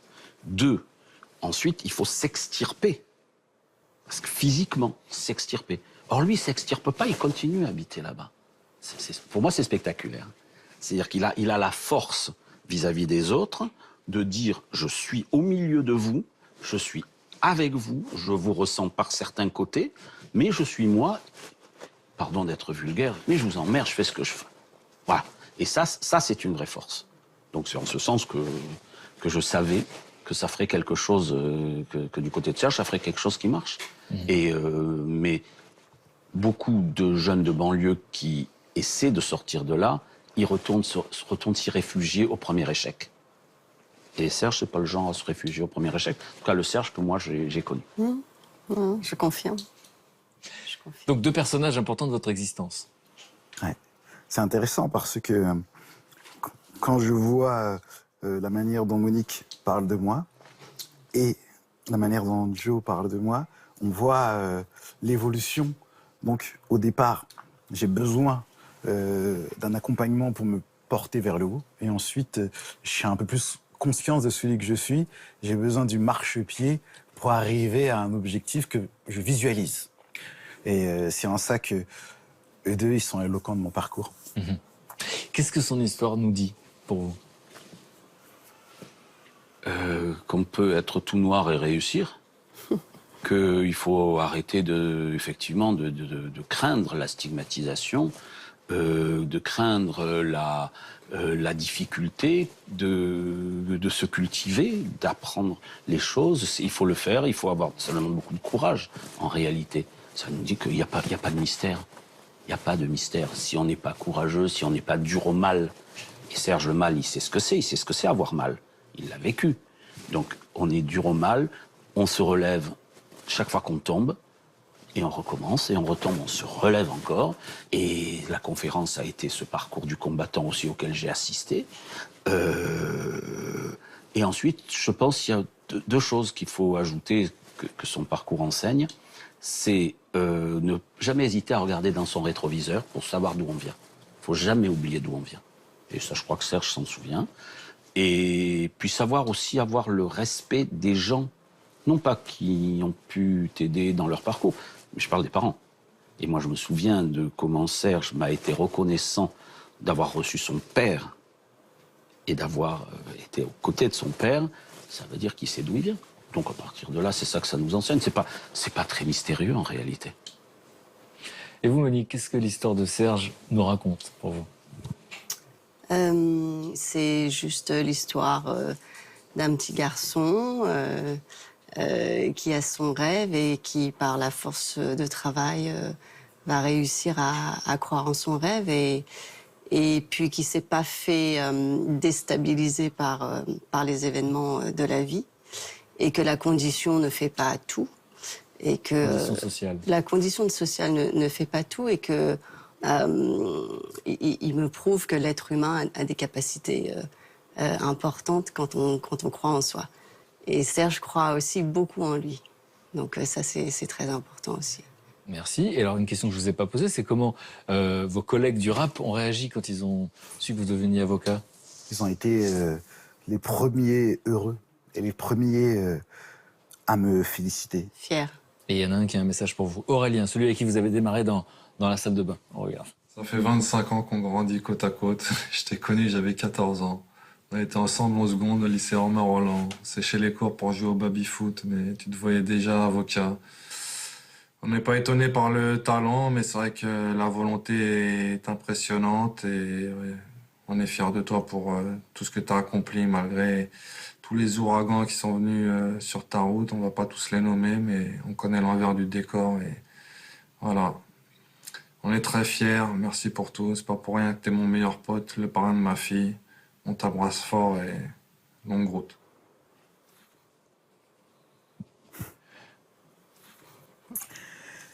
Ça fait quoi d'entendre quelqu'un qui vous dit qu'il est fier de vous alors qu'il vous a connu à l'âge de 15 ans? C'est lorsqu'on entend des choses comme ça qu'on se dit qu'on n'a pas fait ça pour rien, quoi. Et moi, je suis presque mal à l'aise quand j'entends les gens être fiers de moi et me remercier alors que je me sens tellement privilégié. Je me sens tellement privilégié d'avoir des amis comme ça. Vous voyez? Et la présence de Monique, de Joe, le témoignage d'Aurélien, c'était aussi une manière pour moi de leur dire merci. Parce que je suis persuadé qu'on ne peut pas devenir celui qu'on doit être tout seul. À des moments précis, il faut quand même être accompagné de gens qui vont... Moi, je suis sûr que je n'aurais pas pu faire ça sans eux. Et qu'aujourd'hui, ils me remercient et qu'ils me disent qu'ils soient fiers de moi. C'est le plus beau cadeau. Alors, vous m'avez présenté des gens qui étaient importants pour vous, et je vais vous présenter des gens qui sont importants pour moi. Un peu comme vous, ils refusent la fatalité. Ils ont décidé que cette société dont on dit qu'elle est en crise avait des ressources. Et il y a des solutions qui marchent ici ou là, notamment la question du lien, vous en parlez beaucoup. Et donc, je vous les présente dans un instant. Vous allez me dire si vous comprenez pourquoi ils me mettent de bonne humeur. Et vous allez me dire si vous croyez en ces solutions qui marchent. Et je les vois arriver. Salut, Mathieu, Eddy, Bonjour. Salut. Bonjour. Allez, je vous laisse vous installer, je vous présente dans un instant à mes invités. Ah zut, un manteau m'a pris la place. Alors, je vous présente Émilie. Émilie, la première fois que je l'ai rencontrée, vous l'auriez repérée également, parce qu'il y avait plusieurs personnes qui étaient là, et en fait, j'entendais toujours dire « Non, je ne suis pas d'accord ». En fait, elle était d'accord avec personne. Elle n'aime pas les choses telles qu'elles sont. Et elle s'intéresse finalement à cette société qui est en marche, notamment aux chefs d'entreprise qui ont décidé de changer le monde. Parce que finalement, il y a beaucoup de... on va dire qu'il y a une vision assez manichéenne du monde de l'entreprise. Et c'est pas son regard à elle. Et tu vas nous parler de quoi aujourd'hui ? Comment recréer des emplois et redynamiser les banlieues? J'imagine que c'est un sujet qui va vous intéresser. Eh bien, depuis 11 ans, en Seine-Saint-Denis, une ville a vu naître et a vu des entrepreneurs couronnés, des centaines d'entrepreneurs couronnés de succès. Vous allez voir, nos cités ont du talent et je vais vous le prouver tout à l'heure. Voilà. Et puis Mathieu. Alors Mathieu est historien. Historien, c'est le passé, mais il est aussi prospectiviste. Il s'intéresse à l'avenir. Il a créé l'Institut des futurs souhaitables. Il y a une centaine d'experts qui travaillent avec lui pour essayer de ne pas subir le futur, mais au contraire de l'imaginer. Et donc, tu vas nous parler de quoi, Mathieu, aujourd'hui ? Moi, je vais vous parler de voyage dans le temps. Et comme vous êtes tous les deux avocats, je vais vous inviter à rejouer des procès historiques et de voir l'envers de tous les possibles si Jésus, on l'avait finalement défendu différemment, si Napoléon, on avait entre la mort, l'exil et l'acquittement, on avait peut-être eu vos services pour essayer de faire différemment. Et si même Dark Vador, on l'avait jugé autrement à la fin de l'Étoile Noire. On va voir ça dans un instant, on est impatient, tu sais nous parler. Voilà. Et puis Eddy, figurez-vous, vous avez un point commun, c'est qu'il a été récompensé pour son éloquence. Ah, lui aussi, il fait partie d'une association qui s'appelle Eloquentia. C'est ça. Et donc tu vas nous parler de quoi aujourd'hui, Eddy ?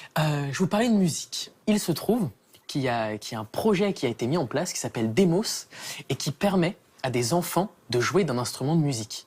La musique classique. De musique classique, exactement. C'est-à-dire qu'on les sensibilise à la musique classique et on les fait même jouer de la musique classique. Donc on leur prête un instrument de musique. C'est un programme qui est sur 3 ans. Pendant 3 ans, on leur prête l'instrument, ils s'en occupent, ils se familiarisent avec, c'est quelque chose de formidable. Et à chaque année, il y a même un concert qui est organisé entre tous les participants du projet. Donc en tout, là, il y a 2100 enfants qui ont participé à ce projet.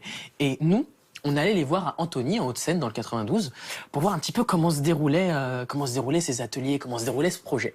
Et il y a Samantha Petit, donc, qui a fait un reportage dessus. Et si vous voulez, on le regarde, comme ça on comprendra un petit peu mieux de quoi il s'agit. On regarde.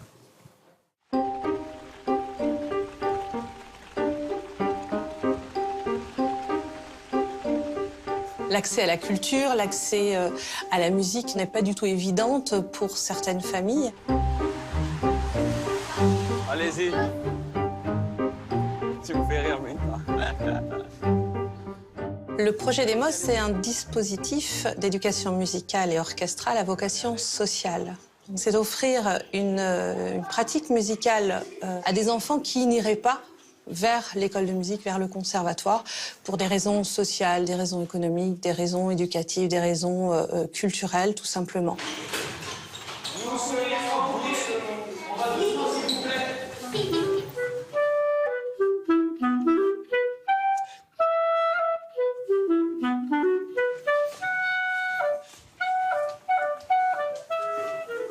L'idée de ce projet, c'est d'éveiller les enfants à la musique. Il se déroule en 3 années. Nous en sommes à la 2e année. Les enfants viennent 2 fois par semaine dans les ateliers et toutes les 6 semaines, on est rassemblés avec le chef d'orchestre Julien Leroy en orchestre et les enfants donc vivent la pratique orchestrale toutes les 6 semaines. Je joue de la flûte, c'est ce qui me plaît dans mon instrument, c'est qu'il peut faire du vent et qu'il peut faire plusieurs sons et des notes. Bonjour les enfants. Bonjour Isabelle.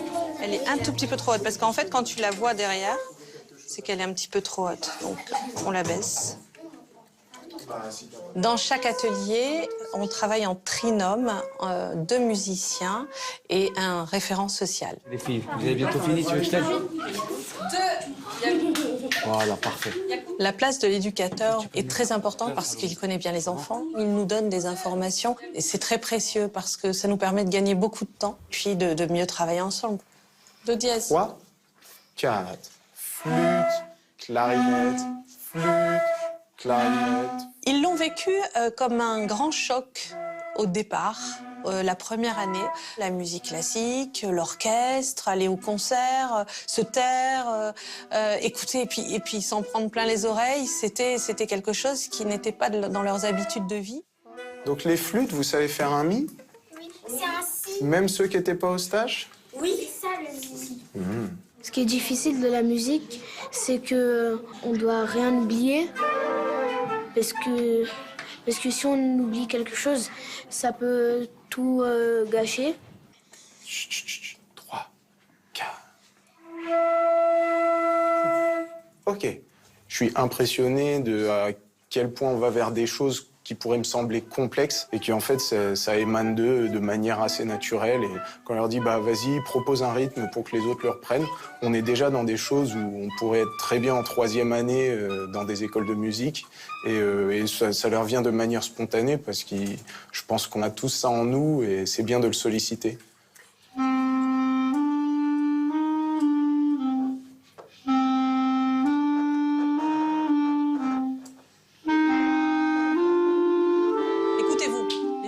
Non. Écoutez-vous, c'est bien. À faire des cas. Ça me plaît de venir ici à Demos avec mon frère. Comme ça, j'apprends avec lui. Et comme ça, je peux lui montrer comment je joue de la flûte et lui me montre comment il joue de la clarinette. Moi, ce qui me plaît beaucoup dans la musique, c'est l'attention, le calme. Et que si on fait de la musique, on pourrait être professionnel. J'ai le sentiment que la musique peut leur amener une plus grande confiance en eux, une plus grande sérénité aussi. J'ai lu de la sérénité dans le regard de certains.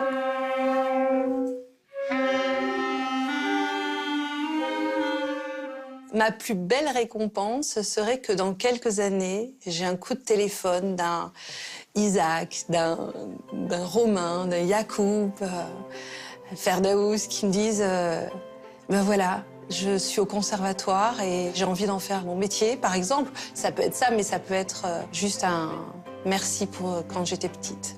Il n'y a rien de plus... Ah ouais, j'en rêve, ouais, ouais.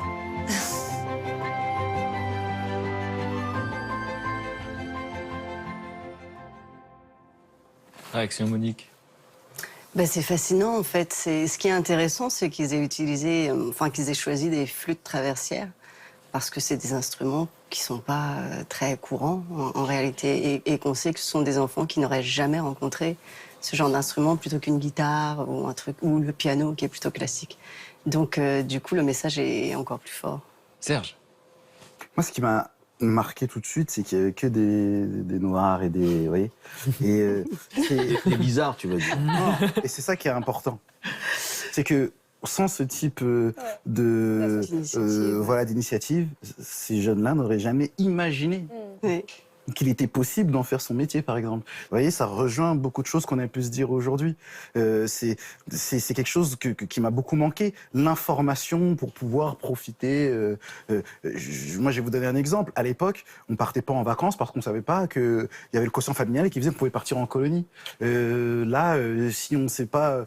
parce qu'il y a ce type d'initiative qu'on peut jouer de la flûte traversière et de la clarinette, ben on n'y pense pas, parce qu'on préférera taper dans un ballon de foot et c'est dommage. Donc effectivement, quand la petite fille, elle dit ça permet d'être dans la sérénité, dans le calme, et de pouvoir devenir professionnel, c'est énorme, c'est énorme. Il y en a beaucoup d'abord des écoles. Il y en a 17. Il y a 17 orchestres en France. Il y en a 6 en Île-de-France. Et quelque chose de formidable, c'est que dans ces concerts, les parents viennent et chantent. Ils font les chœurs de l'orchestre. Ah oui. Ça, c'est formidable, parce qu'en plus, ça les regroupe. Ça fait vraiment un événement familial, en fait, quelque chose comme ça. Ça me rend limite plus qu'heureux, parce que je me dis que là, ils font ce qu'ils aiment, et on les oblige pas à aimer ce qu'ils font. Et donc, à partir de là, je me dis, bah, c'est bon, c'est tout gagné, c'est réussi. Et est-ce que ces gamins continuent la musique? Et alors, ce qu'il y a, c'est qu'il y a 50% d'entre eux qui s'inscrivent après au conservatoire. Ah ouais. Ah ouais, c'est Et bien. en 2018, ils ont pour projet de faire en sorte qu'il y ait 3000 enfants qui participent au programme, qu'il y ait 30 orchestres, et surtout que ceux qui vont au conservatoire, ils puissent garder leurs instruments. Ah oui, parce que pour l'instant, c'est un prêt pendant 3 ans. Pour l'instant, c'est un prêt pendant 3 ans. Tout le programme-là est totalement gratuit. Ah oui, c'est ça, c'est gratuit. Ouais. Tout est gratuit, c'est encore plus formidable. Et ce qu'il y a, c'est quoi? Ils veulent que les enfants puissent garder leurs instruments pour justement les encourager à continuer dans cette voie. Bon, alors comme dit Serge, il faut être informé, donc ça s'appelle Demos. DEMOS. DOMOS, et ça veut dire dispositif d'éducation musicale et orchestration à vocation sociale. On dirait presque une rime, c'est fait exprès. Ça va peut-être écrit par un professeur, mais pas Voilà. du tout. Non, mais super, Demos. Donc, il faut qu'on sache que ça existe. Et bien sûr. Et la musique, lorsque on se met dans la musique, eh bien, on se découvre aussi soi-même. Et ça ouvre à énormément d'autres choses. Et ça qui est important. Joseph. Ça souligne tout de même, ce genre d'initiative souligne une certaine faillite tout de même du système éducatif traditionnel et des systèmes institutionnels, parce que des conservatoires, il y en a partout. Et il faut attendre que ce soit des initiatives associatives pour que ça existe, alors que depuis des décennies et des décennies, le cadre est susceptible d'exister. Le cadre est susceptible d'exister, mais il était, lui, sélectif, justement. Et c'est peut-être les questionnements que peuvent avoir les gens qui ont organisé ces choses-là sur le plan institutionnel et la remise en question de leur méthode. Et ça doit être très cinglant pour eux, je crois. Il y a deux manières de le voir, en tout cas. Mais effectivement, c'est important de le dire. Alors, Émilie, tu veux me parler de... Des initiatives, mais aujourd'hui, en fait, tu sais, Frédéric, moi, je suis ici dans Mille et une Vies avec mes camarades parce qu'on a envie de démontrer que l'entreprise et le travail sont un des leviers humains les plus puissants pour écrire des belles histoires. Et d'ailleurs, aujourd'hui, je vais vous en raconter une. C'est l'histoire d'une pépinière d'entreprise qui a été créée en 2005 à la Courneuve, en bas de la cité des 4000. Je vais d'ailleurs vous montrer une petite photo de la Courneuve. Et ça a été mis en place par la Maison d'initiative économique et locale, avec pour objectif de créer des emplois et de redynamiser ces quartiers, puisque vous le savez peut-être, mais la Courneuve fait partie des 10 départements qui ont un taux de chômage, l'un des taux de chômage les plus élevés, à 13,5%. C'est énorme, ces quartiers sont un peu laissés pour compte. Et donc, en 2005, a été créée cette pépinière. Alors, une pépinière, en 2 mots, c'est quoi ? Eh bien, c'est un lieu qui héberge des très petites entreprises pépinières, qu'on appelle des start-up, et ces très petites entreprises, en plus d'être hébergées, moyennant évidemment moyennant un loyer, elles sont aidées pour réussir. Voilà, ça c'est la pépinière. Vous avez accès à des bureaux, à des locaux, avec des prix extrêmement attractifs, puisque c'est environ 300 € pour un bureau de 15 mètres carrés, et par mois. Et à Paris, c'est 380 € minimum pour une petite table dans un espace de coworking. Donc ça donne ce type de bureau alors. En plus, elles sont accompagnées par Ali Selik, qui est donc le directeur depuis juin 2015, donc qui les encadre dans le cadre de leur business plan. Et elles peuvent suivre des formations. Elles ont aussi tous leurs amis entrepreneurs qui sont tout autour d'eux, donc il y a un réseau. Et je vais vous parler de Ahmed Bouzouaïd, qui est venu s'installer dans cette pépinière alors qu'il habitait à Paris intramuros, parce que son entreprise est une agence de conseil qui aide à développer des projets dans les banlieues, notamment dans l'environnement, donc il installe des jardins, notamment dans l'habitat, puisqu'il aide à réhabiliter l'habitat, et aussi il conduit des projets éco-citoyens. Donc par exemple, il a permis l'installation dans pas mal de banlieues du tri sélectif. Ça a l'air anodin, mais ça l'est pas du tout. Voilà, et aujourd'hui il emploie 5 personnes qui sont issues des quartiers, et il emploie également des stagiaires qui sont uniquement issus des lycées alentours. Et il est devenu tellement populaire qu'aujourd'hui, on le surnomme le maire de la Courneuve. Donc voilà, c'est une belle référence. Ils sont nombreux comme lui dans cette pépinière ? Alors, dans cette pépinière, aujourd'hui, il y a une vingtaine d'entreprises qui sont installées, donc il y a encore de la place. Ce sont essentiellement des entreprises qui ont moins de 3 ans. Ce sont des très petites entreprises, très jeunes. Donc l'objectif, c'est vraiment de les aider à grandir. 280 entreprises sont déjà sorties de cette pépinière. Elles ont donné lieu à la création de 450 emplois. Donc c'est quand même énorme. Et 80% de ces entreprises, une fois qu'elles sont sorties de la pépinière, ont une durée de vie supérieure à 3 ans. Alors que la moyenne nationale est à 63%. Donc ça veut dire que ces entreprises qui grandissent dans cet écosystème-là, elles ont plus de chances de réussir que les entreprises au niveau national, que les très petites entreprises au niveau national. Et ça, c'est quand même une bonne nouvelle et une belle victoire. Et d'ailleurs, il y a un jeune homme qui s'appelle Antoine Leblanc, qui en 2007 a été récompensé pour son agence de décoration. Il a reçu un master de la création des mains de Bill Gates. Ah oui, quand même. Donc c'est quand même pas rien. C'est encourageant, c'est très encourageant. Voilà. Non, mais voilà, c'est ça. C'est comme tout à l'heure, c'est l'information. C'est-à-dire que on ne va pas porter à la connaissance du plus grand nombre, eh bien, ce type d'exemple de réussite. On sait que ça existe. On se doute bien que cela doit exister, hein, puisque le talent n'est pas, il n'y a pas de barrière avec les banlieues ou ce type d'endroit pour le talent. Mais c'est vrai qu'on n'en parle pas suffisamment. Donc, je suis bien heureux que vous veniez en parler. Je ne m'attendais pas que vous parliez, en plus des 4000, qui est assez éloquent de ce type d'endroit. Parce que les 4000, c'est l'une des cités les plus connues de la région parisienne. D'ailleurs, on appelle les 4000 pour les 4000 logements. Donc, ça parle de la barre d'immeubles qu'on a pu voir sur l'image.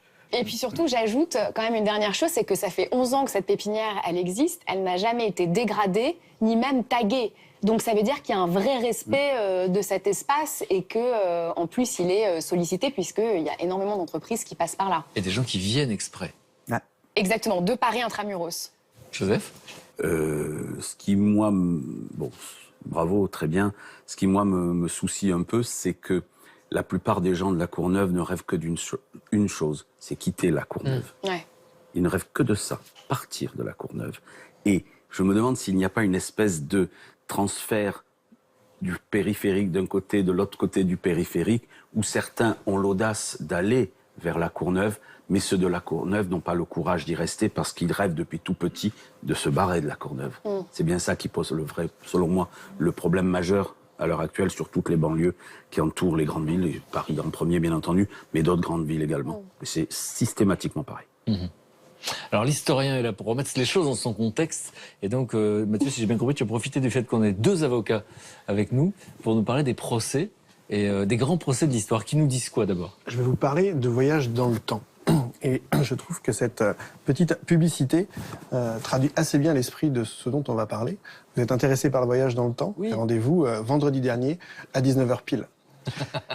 C'est une association d'étudiants, la Fédération francophone de débat, qui sont de votre université. Vous venez de la Sorbonne, qui viennent aussi d'Assas, qui viennent des grandes écoles parisiennes, Sciences Po, et qui se sont réunis pour donner l'envie de l'art oratoire, art antique s'il en est, et donner l'envie à ceux qui le veulent, pas nécessairement que les avocats, il y a aussi des scientifiques, parce qu'il faut bien se rappeler que les scientifiques sont férus aussi d'art oratoire, notamment dans la controverse, pour essayer de construire des désaccords, pour faire avancer la connaissance. Et donc il y a des scientifiques, des avocats, et donc ils forment ceux qui veulent pratiquer l'art oratoire. Et ils ont un petit exercice que moi j'adore, qui est de refaire les procès historiques, et pas n'importe lesquels. Ils ont commencé évidemment par Louis XVI, qui était ce roi qui a été déchu. C'était peut-être pas celui qui le méritait le plus. Il y avait 2-3 autres candidats, mais en tout cas, c'était le moment pour lui de disparaître. Alors quand on dit ils refont le procès, ça veut dire ils reprennent les textes de l'époque ? En Sorbonne, ils proposent des argumentaires nouveaux, mais il y a la partie civile, la défense, il y a le jury, évidemment, Ils sont habillés avec pareil. des grandes personnalités, et en plus, ils se prennent le luxe de faire une soirée, évidemment, costumée. Et donc, Louis XVI a été... il y avait 3 possibilités, la mort, l'exil ou l'acquittement. Ils ont fait Jésus, ce qui est pas mal aussi. Et quand on dit ils ont fait, ça veut dire ils doivent proposer de nouveaux arguments ? Exactement, et à la fin, le public... Créer des arguments, parce que je crois que Jésus n'a pas eu trop de La plaidoirie de Ponce Pilate était assez rapide. Concernant Jésus, ça va être lui dégage, en fait. Donc, il crée évidemment des arguments, on est bien d'accord, et c'est le jury Et sur le procès, par exemple, de Louis XVI, est-ce qu'ils reprennent des textes de l'époque ou pas du tout ? Non, il y a pas. Il y a des arguments de l'époque, mais c'est des arguments modernes à la lecture finalement de nos yeux de maintenant. Ils ont aussi fait Napoléon en costume, avec un certain nombre de grognards qui sont les gardes de Napoléon pour tout ça. Ils se sont même pris le luxe de faire Dark Vador. Et dans tous les cas, ça a été acquitté. C'est-à-dire que le verdict finalement est l'acquittement. Alors, je les ai eus au téléphone et j'ai me demandé pourquoi finalement, c'est quand même des personnages de l'histoire qui auraient pu finir comme ils ont fini.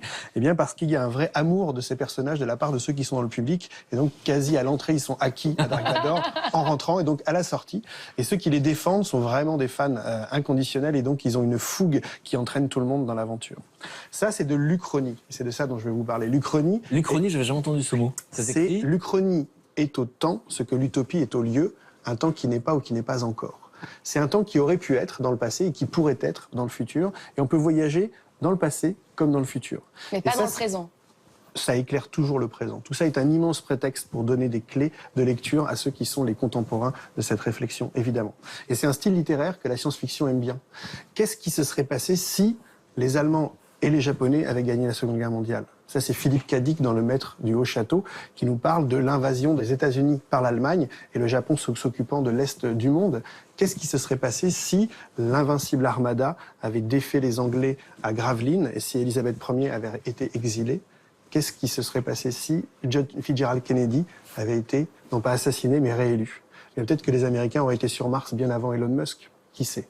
Et qu'est-ce qui se serait passé si, le 8 octobre 1908, justement, par rapport au reportage qu'on a vu, eh bien, le jeune Adolf Hitler, au pied des marches des Beaux-Arts de Vienne, avait été reçu à l'Académie des Arts pour, justement, magnifier son talent qu'il pensait avoir et que finalement, on lui a refusé. On va peut-être économiser 6 millions de morts. Et un peu plus. Il y a 25 millions de Russes aussi qui sont tombés à cause de lui. Et donc, ça, c'est exactement l'esprit de l'œuvre de Éric Emmanuel Schmitt qui raconte le parcours de deux personnages qui sont le même, Hitler, qu'on connaît très bien, et Adolf H, qui lui a réussi aux Beaux-Arts et qui est rentré aux Beaux-Arts et qui a finalement développé son talent qu'il pensait être et qui a été avéré par le fait que Vienne le reconnaisse un petit peu.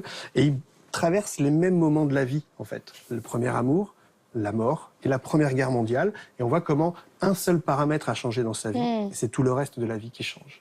Et donc l'Uchronie, c'est dans le passé. Et nous, à l'Institut des Futurs Total, on fait de l'Uchronie dans le futur.